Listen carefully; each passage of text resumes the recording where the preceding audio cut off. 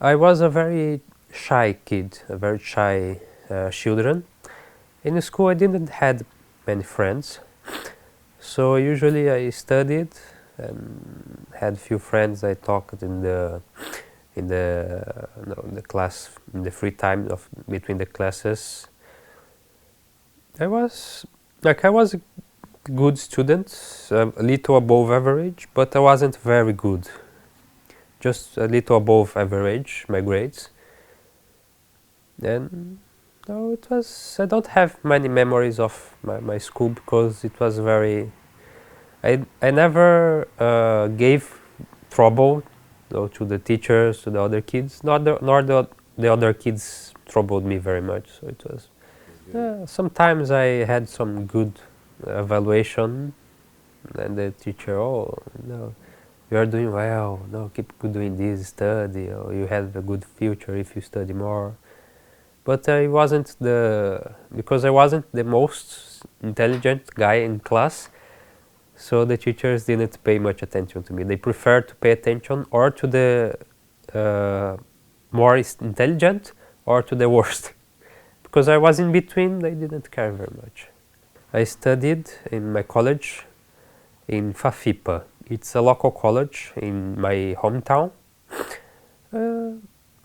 So after I graduated from high school, I spent 1 year studying to enter in this in some college, and I was approved to go to this college. I went to the history. I was going to study history because it was the subject I more liked in school. I didn't wanted to be a doctor, nor to be a lawyer, nor to be an engineer. Like my family wanted me to do some kind of this, but I didn't like it. I preferred to study something I liked. So I began. The first year was okay, but I began to have some trouble with my teachers. The quality of education, the structure of the college wasn't very good. The library was a chaos. Very few books, without absolutely no organization. The teachers, they came very late to class, and you couldn't have a debate with them because they were very close-minded. All my teachers were Marxists, communists. Only with one or two of them you could have a debate, a dialogue. They were open-minded, but most of them, they weren't. If you told them, no, I don't think this is right, they would say, no, it is, it is. And I began to have trouble, and I began to lose interest in college after the first year. So a couple years later, I decided to drop. I didn't want to finish. Mostly because the only thing I could work after graduating was to be a teacher, a history teacher. And I really didn't want to be a teacher because a teacher's life is very difficult in Brazil. The pay is very small, you have no quality of work. I wanted to do some other things. And also I was having trouble with two teachers especially. And I just thought it would be better for me if I dropped college and did something else. Well, the most people in Brazil is Catholic, but they don't practice a religion. But it's not like everybody. There is no law in Brazil saying that people has to be Catholic. There is no official religion. People can believe or disbelieve in wherever they want.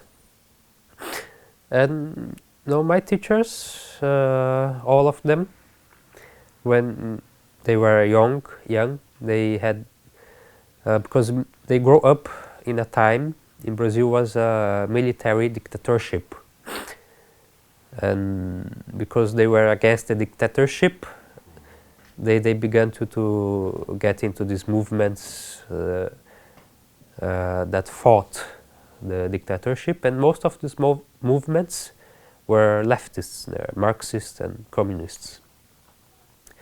So they just stuck with this ideology when they went to college, and they only read. No, there wasn't only one man. Okay. It was a military dictatorship. Some commission. Yeah, like every 4 years, they changed the dictator.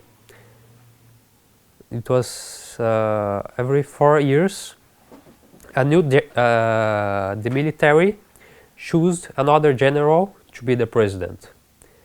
So there wasn't only one dictator, like in Argentina or in Chile. Like in Chile, they had Pinochet. Okay. Brazil, for more than 20 years, from 64 to 86, 88, I think, it was ruled by a military dictatorship. And most people fighting these dictatorships were communists, like they were trained in Cuba and Russia. So they are trying to destroy one dictatorship, a capitalist dictatorship, to make a communist dictatorship. When you think about the Islamic system, the Islamic political, economical and social system,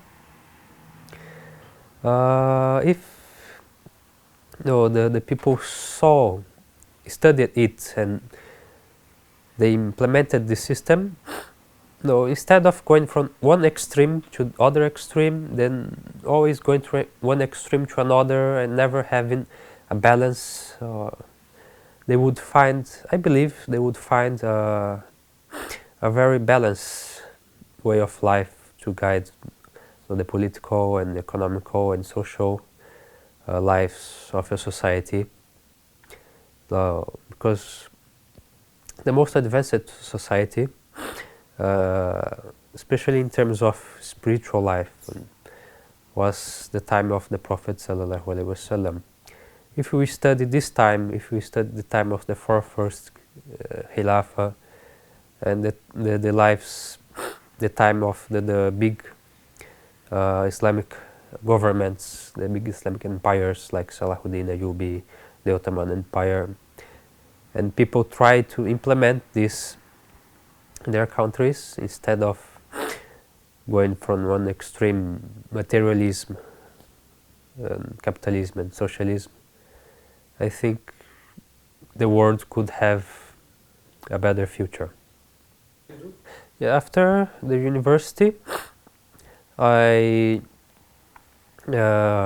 stayed 1 year without, not 1 year, I stayed a couple months without studying, without job. Then I began to work for my municipal government. There was official job that 2 years ago I had applied, but there were no vacancies.